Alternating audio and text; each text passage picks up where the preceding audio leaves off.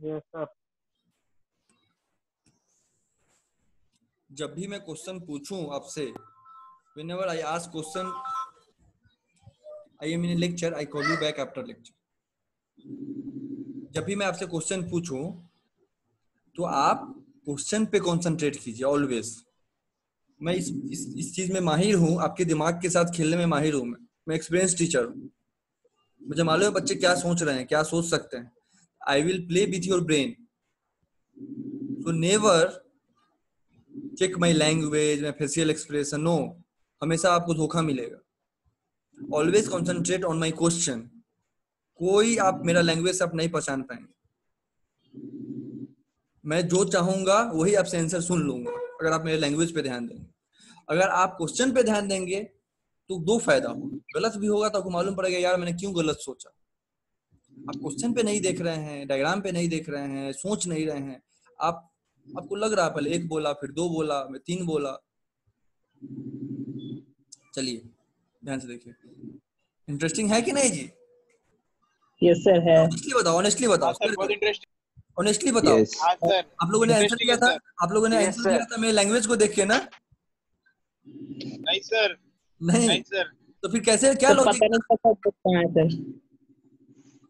चलो देखते हैं। अब इतना अच्छा सिखा रहे हैं ना सर।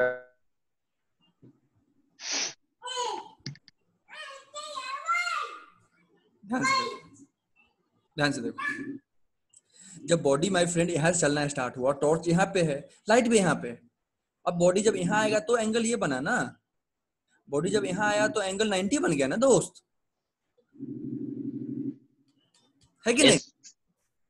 तो अब देखते हैं एक्स क्या आया था, एक्स क्या आया था मेरा। अब एक्स को हम कोरिलेट करते हैं। एक्स क्या आया था? और cos थीटा। ये आया था ना। हम चेक हाँ करते सर। हैं, अब हम चेक करते हैं, हमें डिस्प्लेसमेंट निकालने आता है। हम चेक करते हैं पोजीशन 1, पोजीशन 2, पोजीशन 3, पोजीशन 3। अब आप लोग सब ठीक से बोलिएगा। अब बताओ पोजीशन 1 पे थीटा कितना है? 0 डिग्री। सबको जीरो लग रहा है कि नहीं? Yes sir. Position 1। Yes sir. Position 2 पे थीटा कितना है? 90 डिग्री। पोजीशन 3 पे थीटा कितना है? 180 डिग्री।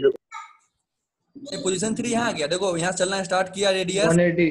और यहाँ पे ये रेडियस आ गया, दिस इज 180। देखो यहाँ चलना स्टार्ट हुआ, फिर यहाँ आया, फिर यहाँ आया, फिर यहाँ आया। देखो एंगल बन रहा है, ये एंगल, ये एंगल, तो फिर बनते बनते अब ये एंगल, फिर और यहाँ आया तो फिर यह एंगल, यहाँ आया तो पूरा 180 बना देगा ना?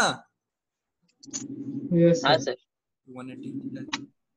चलो अब हम ये भी जानते हैं सर, हमें तो मालूम है ना, आप पहले ही बता दिए थे 180 कि पोजीशन 1 पे कितना डिस्प्लेसमेंट, पोजीशन 2 पे कितना डिस्प्लेसमेंट, पोजीशन 3 पे। अब हम चेक करते हैं इसको आता है कि नहीं, है ना? मजा आएगा। चलो आर को मान लेते हैं कुछ भी, आर को आर ही छोड़ दो, अभी आर को आर ही छोड़ दो। अभी आपने क्या बताया था? पोजीशन 1 पे डिस्प्लेसमेंट कितना बताया था? खुद से पहले बताओ, डिस्प्लेसमेंट कितना बताया था? Displacement maximum, maximum. और यहाँ मैक्सिमम कितना है? R is the maximum. सबसे दूर कितना जा सकता है? यही दूरी आर, यही है मैक्सिमम, आर हो गया। पोजीशन 2 पे डिस्प्लेसमेंट कितना बताया था? 0 बताया था। माइनस में आएगा, अदर चलो माइनस आर, नीचे है तो माइनस आर, नीचे है तो माइनस आर, या ऊपर माइनस या तो नीचे, कोई तो एक माइनस होगा। Yes sir. तो ये अब हम चेक करते हैं फार्मूला से इसको, देखो ध्यान से। Position 1 theta equal to 0 cos 0, cos 0 क्या होता है? 1 cos 0 0 1 1। देखो कुछ लगे जीरो बोल रहे, याद कर ले मेरे भाई, एक बार बैठ के याद कर ले अच्छे से। 1 है सर। 1 1 सर। तो cos 0 1, तो देखो थीटा का वैल्यू पुट किया तो cos 0 1 हो गया था, x इक्वल टू r हो गया पोजीशन 1 में। आंसर सही आया कि नहीं मेरा?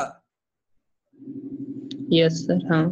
अब थीटा का वैल्यू 90 डालो पोजीशन 2 के लिए, तो cos 90 0 cos 90 0 0। 0 yes sir. हो गया, कंप्लीट 0 हो गया, x इक्वल टू 0 आ गया। देखो पोजीशन 2 पे 0। Yes sir. चलो अब cos 180 बहुत लोगों को याद नहीं होगा, हेल्प के लिए -1 अब बना देता हूँ। देखो ये है -1। तो ये है cos, यहाँ 9, -1 सर। हाँ ठीक है 2, ये हुआ 90, ये हुआ 180, 270, और ये पॉइंट हो गया 360। 360। 360। 180 कहाँ पे आया था? नीचे सर वहाँ पे नीचे 360 के नीचे 180 आया ना नीचे? हाँ सर वैल्यू कितना है? -1 है कि नहीं? -1 वेरी गुड। तो cos 180 डालेंगे तो -1 तो -8 आ जाएगा। यस सर अब तो ये स्टैंडर्ड वैल्यू था। अब ध्यान से सुनो, यह तो भाई स्टैंडर्ड वैल्यू था सर। नीचे ऊपर तो हम डिस्प्लेसमेंट मालूम कर सकते थे, या तो मालूम कर सकते थे नीचे 3 पोजीशन पे तो हम ऐसे भी मालूम कर लेते। लेकिन माय फ्रेंड कोई पूछ देगा 30 डिग्री पे क्या होगा, what is displacement eight 30 degree, फिर कैसे निकालोगे? यही फॉर्मूला का कुछ नहीं करना है, r cos 30 जो आंसर आ जाएगा डिस्प्लेसमेंट हो जाएगा। समझ में आया? Yes sir. क्लियर हुआ कि नहीं? Yes sir. तो आर या एक्स दिया रहेगा सर। r cos 30 से हमें डिस्प्लेसमेंट मालूम पड़ गया। Displacement equal to r cos 30। हम इसको वेरीफाई भी कर लिए, जो डिस्प्लेसमेंट मुझे मालूम था उस पे एंगल डाल के वेरीफाई भी कर लिए। इस फार्मूला को कर लिए कि नहीं? हाँ सर। Yes sir. इतना समझ में आ गया? यह फार्मूला कब के लिए था? जब बॉडी मूव करना हुआ था एक्सट्रीम पोजीशन से, यहां से स्टार्ट हुआ था तो यह फार्मूला था। जब मीन से स्टार्ट होगा तो यह फार्मूला नहीं रह जाएगा, हम देखेंगे बाद में। लेकिन हम एक चीज देखते हैं, एक और चीज पे ध्यान दीजिए, मैं थोड़ा सा और आगे पढ़ाता हूँ। तो बोलेंगे सर बात तो ठीक है, फार्मूला आ गया, डिस्प्लेसमेंट मालूम पड़ गया, लेकिन आप बहुत बड़ा प्रॉब्लम में डाल दिए हम लोग। आप बहुत बड़े प्रॉब्लम में डाल दिए। अब ये टॉर्च रोटेट करता जा रहा है, रोटेट करता जा रहा है, रोटेट करता जा रहा है यूसीएम से। अब मुझे आप बताइए सर, ये एंगल हम कैसे नापते रहेंगे? बैठ के होल्ड बैठ के एंगल, यहाँ का एंगल क्या हुआ? अरे ये रोटेट हो रहा है, ये लगातार मूव करता जा रहा है, ये तो लगातार मूव करता जा रहा है। मैं एंगल कैसे, एंगल डिफिकल्ट है मूव मेजर करना, है कि नहीं? है ना? हाँ सर। बोल ही नहीं रहा। Yes sir. सर अगर एंगल का भी जुगाड़ हो जाए ना तो मजा आ जाए डिस्प्लेसमेंट निकालने। एंगल का भी कुछ जुगाड़ हो जाए तो डिस्प्लेसमेंट निकालने में मजा आ जाए। Yes sir. उसका जुगाड़ है मेरे पास। देखो क्या जुगाड़ है। अब मैं जानता हूं omega equal to theta upon t होता है। जानता हूं कि नहीं जानता? यस हाँ सर। सर। होता है कि नहीं होता? हाँ सर। नहीं होता तो पूछ लो कैसे हुआ, बता दूंगा। होता है कि नहीं होता? हाँ सर। Very good. जिसको भी कुछ ना समझ में आए प्लीज उसी टाइम पे पूछ लीजिए। ये होता। और इस केस में पहले ही बता चुका हूं ओमेगा कांस्टेंट है, ओमेगा चेंज नहीं होगा, होगा ना? तो theta equal to omega t लिख सकता हूं मैं। Yes sir. अब अगर थीटा की जगह पे ओमेगा टी पुट कर दिया तो क्या हो गया? आर कॉस ओमेगा टी हो गया। Yes sir. अब इसको ध्यान से देखो, कितना मजा वाला लाइन आ गया, कितना इंटरेस्टिंग लाइन आ गया। ध्यान से देखो जरा, ओमेगा का वैल्यू मेरा चेंज हो रहा है, फिक्स मालूम है ना? मान लो इस पर्टिकुलर केस में 5 रेडियन पर सेकेंड था। अब मैं घड़ी देखूंगा, पूछूंगा माय फ्रेंड बताओ दूसरे सेकंड पे कितना था, 5वें सेकंड पे कितना था, 8वें सेकंड पे कितना था, 1 घंटे के बाद कितना था। सिर्फ टाइम का वैल्यू डालते जाओ, एक डिस्प्लेसमेंट निकालते जाओ, टाइम का वैल्यू डालते जाओ, डिस्प्लेसमेंट। बिकॉज आर भी मुझे मालूम है, ओमेगा भी मुझे मालूम है, दोनों चेंज नहीं हो रहा, दोनों कांस्टेंट है। Is it clear to all of you? Sir फिर से बताओ सर। Yes sir. पहले डिस्प्लेसमेंट नापने के लिए मुझे थीटा चाहिए था, अब डिस्प्लेसमेंट नापने के लिए मुझे टाइम चाहिए। तो क्या इजी है नापना? टाइम की थीटा, टाइम ऑब्वियसली। मैं घड़ी देखूंगा, इस पॉइंट पे 3 सेकंड के बाद इस पॉइंट पे पहुंच गया था। 3 पुट कर दो, ओमेगा मुझे मालूम था, आर मुझे मालूम था, निकल के आ जाएगा डिस्प्लेसमेंट। सिर्फ टाइम मुझे बता दो बॉडी का। एंगल निकालना ज्यादा इजी था या टाइम निकालना ज्यादा इजी है? टाइम निकाल। टाइम। तो क्वेश्चन टाइम बेस्ड होगा, इसलिए इक्वेशन हो गया x equal to r cos omega t. इसको याद रखो, एक ही चीज है, ये दोनों एक ही चीज है, बस थीटा के जगह पे ओमेगा टी डाल दिया। जुगाड़ हो गया मेरा थीटा का, नहीं तो बड़ा मुश्किल हो जाता। तो x इक्वल टू क्या हो गया, r cos ओमेगा t। क्या हो गया, R cos omega t। Sir जब मीन से स्टार्ट हो जाए तब सर। पढ़ाएंगे जितना पढ़ते हैं। देखिए डिफिकल्ट टॉपिक है, बहुत रिलैक्स होके मैं आपको चिल करा के पढ़ा रहा हूँ। आगे की तरफ सोचेंगे, अभी समझते जाइए, मीन से स्टार्ट होगा फिर पढ़ाऊंगा, अभी देखते जाइए। इतना समझ में आया कि नहीं? Yes sir. हाँ सर। अब तक जो पढ़ाया उसमें कोई डाउट नहीं आपको? No sir. चलिए ज्यादा नहीं पढ़ाऊंगा, पजल्ड हो जाएंगे। अब तक जो पढ़ाया उसको बस रिवाइज कीजिए। आगे सिर्फ न्यूमेरिकल्स है, इसी तरह का डिफरेंशिएशन यही सब है। जिससे आगे बढ़ूंगा आपको डिफिकल्टीज बढ़ता चला जाएगा, इसलिए रिलैक्स होकर पढ़ाऊंगा। अब तक जो पढ़ाया आप ठीक है सर। नोट किए हैं?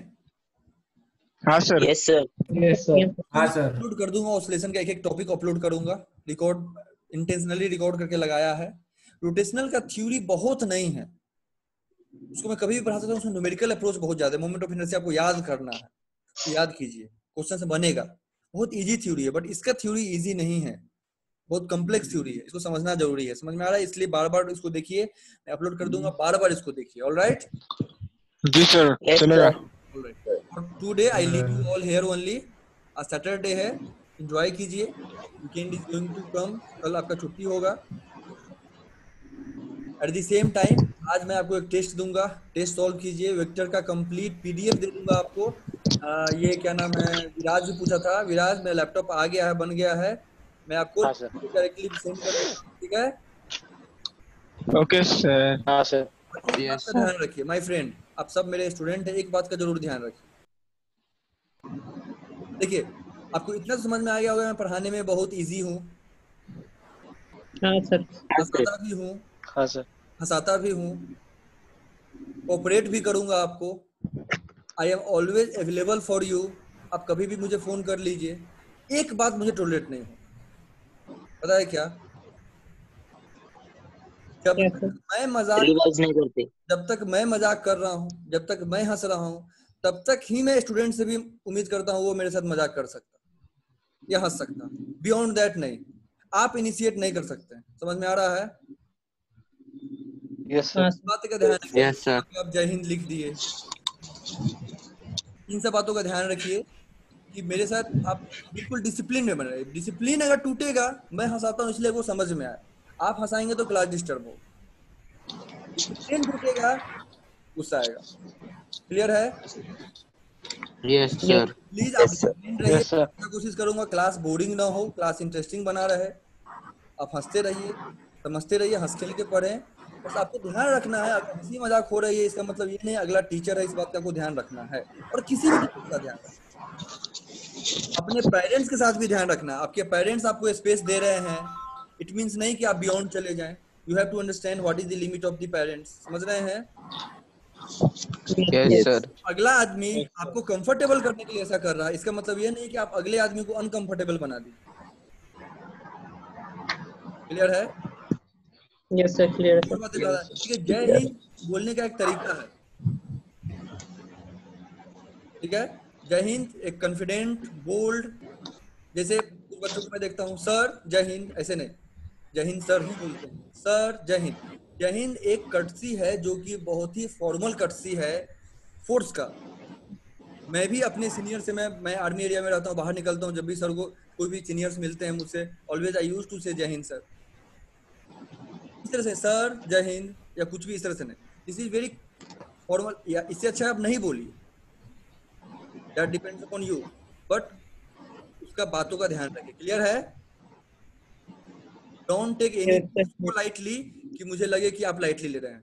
मैं आपको बहुत कंफर्टेबल रखूंगा, बट आपको भी मुझे कंफर्टेबल रखना है। दिस इज योर ड्यूटी कि आप मुझे कंफर्टेबल रखें। क्लियर है? Yes sir. Yes sir. Yes sir. समझ रहे होंगे, इजीली समझ रहे होंगे, मैं डांट नहीं रहा हूँ, मैं बहुत प्यार से ही समझा रहा हूँ। आप समझ रहे होंगे कि मैं क्या बोलना चाहता हूँ। ठीक है? चलिए, यस सर। तो इवनिंग में मिलेंगे for this yes sir. With the same topic. जरूर आइए, समझिए, अच्छा टॉपिक। Yes sir. जी सर। जय हिंद जय हिंद सर। सर। जय हिंद सर। जय हिंद सर।